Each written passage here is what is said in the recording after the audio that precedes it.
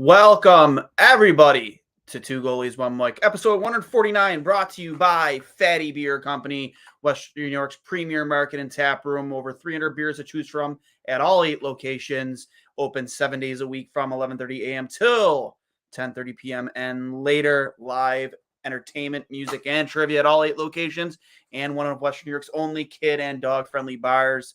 And let's not forget Buffalo Logo Apparel, one of the greatest places to get all of your Buffalo sports apparel needs, whether it's your shirts, now available at Buffalo Logo, your hats, now available at Buffalo Logo, or your hoodies. Make sure you get over to at Buffalo Logo Co. at Instagram and Twitter, at Fatty Beer on Instagram and Twitter as well. I am Duane, your host, riding solo right now. Huge news in Sabres land today, coming very unexpectedly. And it's polarizing, right? It's polarizing, and I think the biggest reason why people are upset about this trade is because Casey Mittelstadt has been a frustrating player up until the past 2 seasons. It was a top 10 pick. So much like promise right from the jump. We saw him in the World Juniors right here in Buffalo. A lot of a fun player to watch at Minnesota growing up, and just all the ceiling for this kid, his hands, the shot, it was ridiculous. Smart, IQ through the roof. But the one biggest issue for Casey Mittelstadt from the get-go was always just his size. He wasn't like big enough or ready for the NHL at that point. He needed to spend a few years in Rochester, right? Sabres made him go pro or had him go pro way too early. He should have been in Rochester. But I think us as Sabres fans, we had a lot, there was a big need, put butts in seats. He was an exciting player to watch. There was so much hype around him. They brought him to Buffalo way too early. But over the last 2 years, Casey Mittelstadt, and here's where the frustration comes from with this trade today. Over the last 2 years, he's finally found his identity. He put on the size. Like, he's their best 5-on-5 scorer. He's their top scorer this season because of all the regression from guys like Tage Thompson and Dylan Cousins and Alex Tuck. Like, he's the one guy that hasn't regressed next to Duane. And you look at him at face value, and you're just like, man, that is the guy we picked. It took a while, but we're here, right? And that, I think, is where so much of the frustration from Sabres fans comes from, myself included. I wanted them to sign Casey Mittelstadt. I really did. I think that you could be looking at a potential Sam Reinhart situation where this guy might go off and, score 50 goals in a couple years. Who knows? He has unbelievable playmaking ability. Both him and Reinhart are two different players. Like, Mittelstadt doesn't go to the net the way Reinhart does, and he doesn't score the same types of goals that Reinhart does. But, I think that was the worry about with Casey, is that you could be looking at another Sam Reinhart situation. And I don't blame you guys. I really don't. It is worrisome because we've seen, and not to mention the Sabres curse. We saw O'Reilly get traded that same year, wins a Stanley Cup.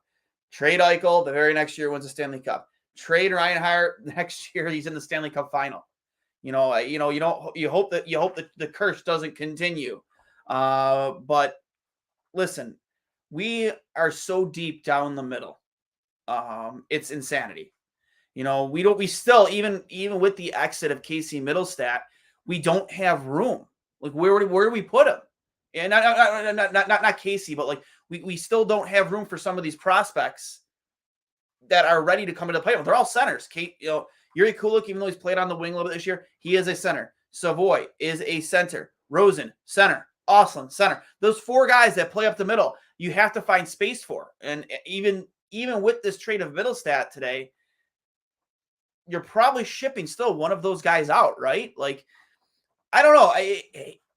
I get it. Maybe we don't know all the underlying details. Like maybe he wanted more money than Dylan Cousins and Tage Thompson. That is a possibility. I mean, the Sabres have so much money to spend. They're damn near, I'm not sure where they are in comparison to the cap floor, but maybe that was part of the reason. And we also remember he wasn't a Kevin Adams guy.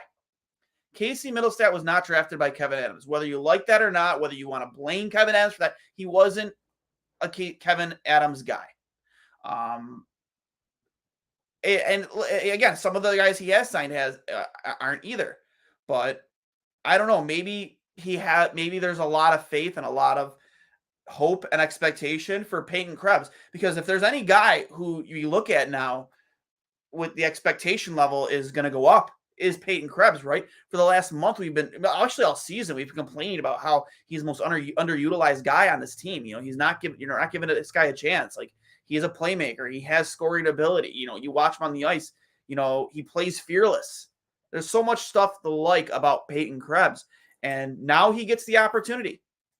Now we finally get to see Peyton Krebs front and center in that Casey Mittelstadt role and see what he does with it. He was a big part. You can call Alex Tuch the main piece of the Jack Eichel deal, but Peyton Krebs, like that was Vegas's number one prospect. That was their number one guy. So front and center, Peyton Krebs, let's see what you got, because you got big shoes to fill. And just hope that it doesn't take you as long as it took Casey to fill those shoes. And now we get to Bowen Byram. I know a lot of Sabres fans, they question the health, the concussion issues. They question, another left-handed defenseman. I think that they're probably going to have him play with Owen Power, because you don't trade Casey Mittelstadt for Bowen Byram and then Byram not playing your top four defenseman. There's just no way. He is going to be a top four guy next year. My guess is maybe they have Owen Power play the opposite side. That's my guess. They'll probably fiddle around with that for the rest of the season. He has a very high ceiling. When Colorado won the Cup a few years ago in the Stanley Cup Finals, no player on either team played more minutes 5-on-5 than Bowen Byram. Bo Byram. I'm gonna call Bo because I like Bo better. And I think was it Colorado outshot in 5-on-5 play. I think Colorado outshot in that series. Like, they outshot Tampa like 70 something to like 45 or something ridiculous like that. So there's a lot I like about Bowen Byram, and I'm going to be completely transparent.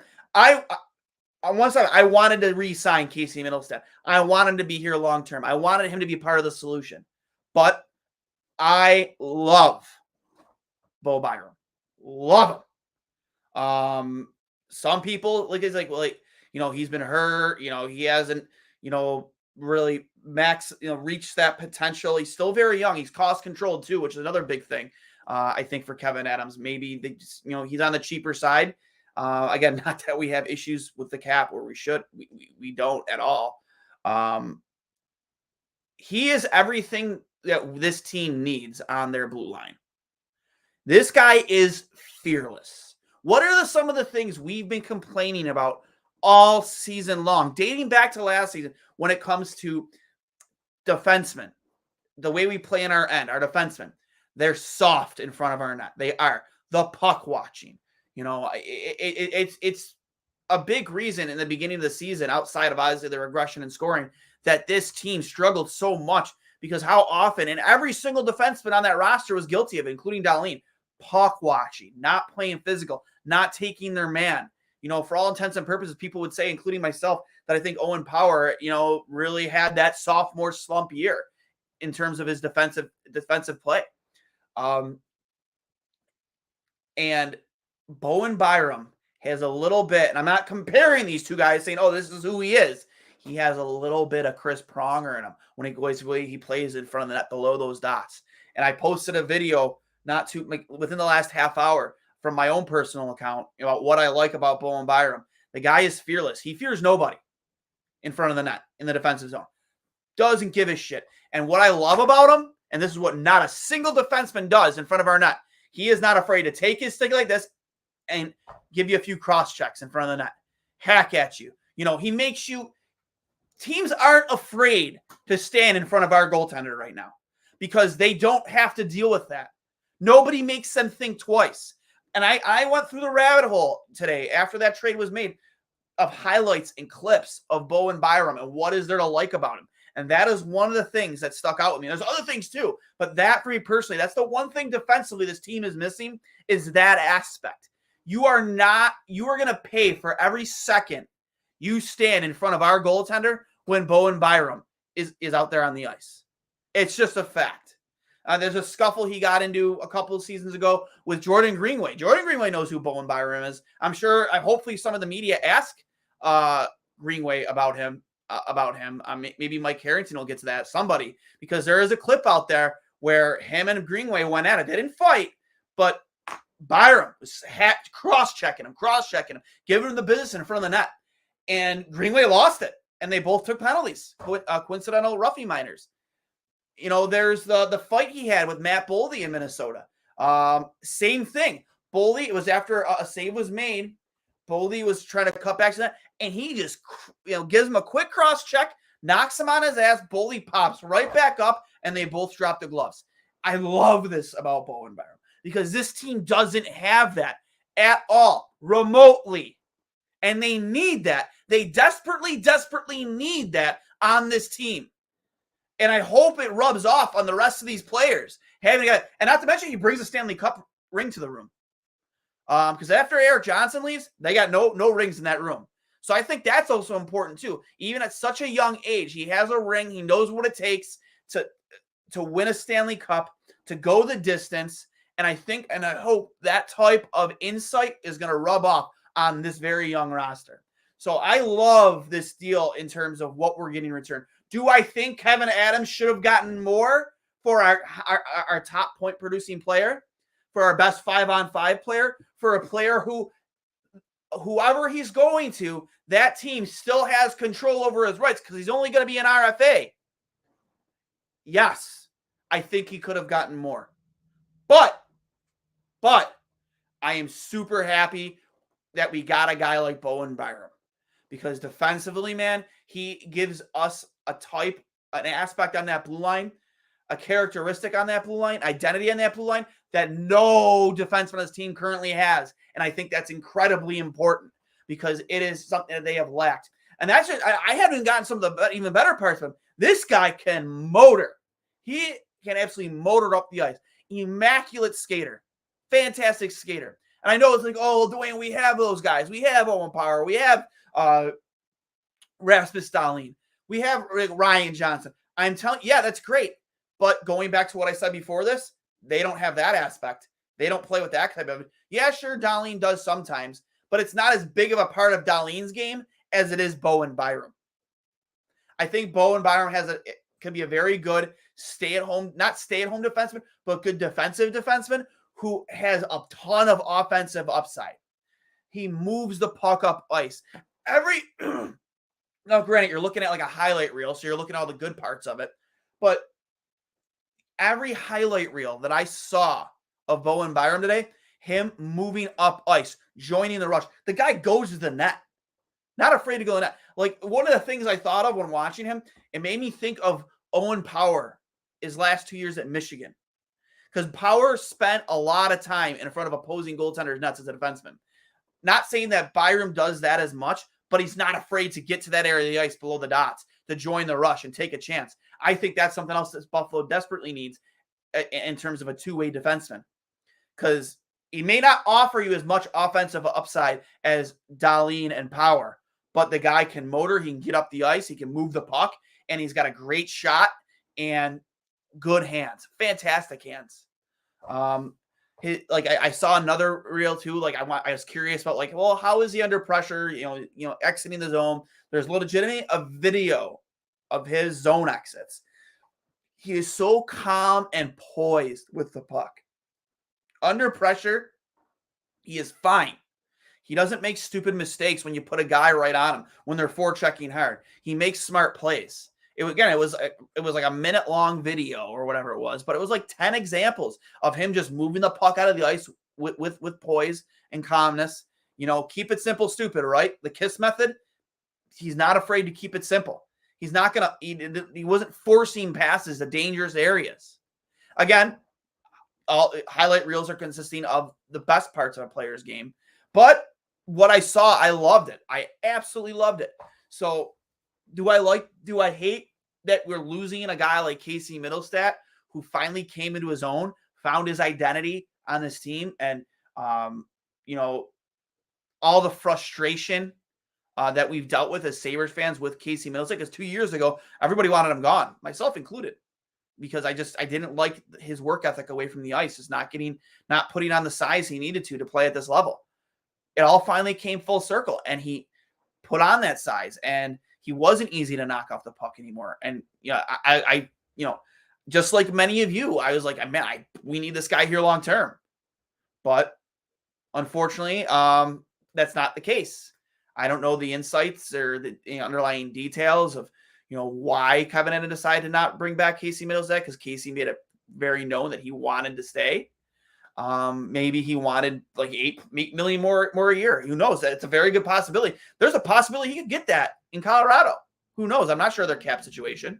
Again, he's very cost controlled, but I think that he's going to go to a much better team in Colorado. He's going to have a chance to win the cup and continue to prove that Buffalo curse true for players that are traded away from Buffalo. I think he's going to fit in very nice onto that team, and he's going to get the taste of playoffs for the first time. So I'm happy for Casey. I wish we would have kept him, but I'm also happy with the defenseman we got in turn, because everything I've seen from this guy, and I know the issues with the concussions, has he lived up to his own potential yet? No, but neither did Casey Mittelstadt. It took him how long to reach that potential and put our frustrations at ease? Took a long, long, long time. So I'm willing to give Bowen Byram, the time he needs to flourish and become that same defenseman that literally was fantastic and was a big reason why Colorado was so dominant in the playoffs defensively. 5-on-5, there was no better, one of the best defensemen that Colorado had, and that's a team that has Cale Makar on it. So for me, sad to see Casey go, but I am extremely excited about Bowen Byram and to see what this brings to our blue line, because again, this guy has so much grit and so much edge. And like I said before, I'm not saying he's Chris Pronger, but he's got a little bit of Chris Pronger in him in front of his own goaltender. Nobody is going to score an easy goal when he's out on the ice. He's not going to puck watch like we've seen so many of our defensemen do over the last 2 years. He is going to make you earn and hurt.